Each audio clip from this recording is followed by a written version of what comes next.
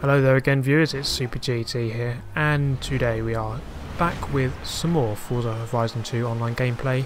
And as you can see, I'm in the Hennessey Venom GT, which, is quite clear there, is a very hard car to control.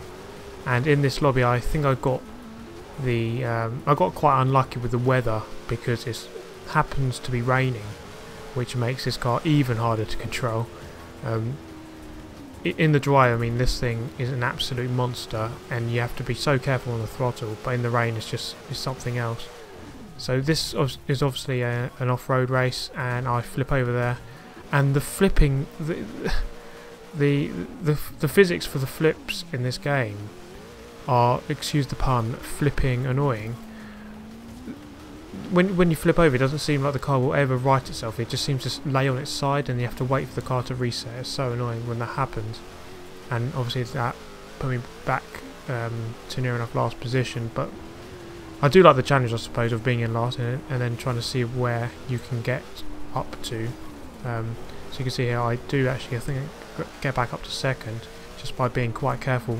So when you're driving this car, my tips would be to just be extremely gradual on the throttle. If you put full throttle down, the car will just spin, so you're wasting your time by doing that. So essentially the car's got too much power for the tyres. The tyres just can't get that power, it just can't translate that power into the road, so you just have to hold back on the throttle yourself to regulate that in your own way. So that's race 1 done. We've got back up into second, which isn't too bad, and we're going to bring you another race. Of course you want to see another race, otherwise you wouldn't have clicked on the video, would you? So this is a I can't remember the name of these types of races, but you go over dirt roads and tarmac roads, so it's a bit of a mix. But of course we are in the Hennessey Venom, so it's always going to be tricky. And you can see here it's going to start raining again, which makes it very difficult to get any sort of grip on the road. So I essentially just have to change my driving style in this car. I do, as I mentioned in my previous video, I do like very grippy cars because it gives me confidence as a driver to be able to push the car to the limit. With this car, I don't feel as though I'm that comfortable, although it must be said I'm probably not driving it too bad, but it's just very hard to drive. Constantly letting off the throttle, letting the car readjust itself. You can see they nearly lost it, and it's very it squirms over those bumps, and there again nearly lost it again. So every couple of seconds you're sort of having to correct oversteer.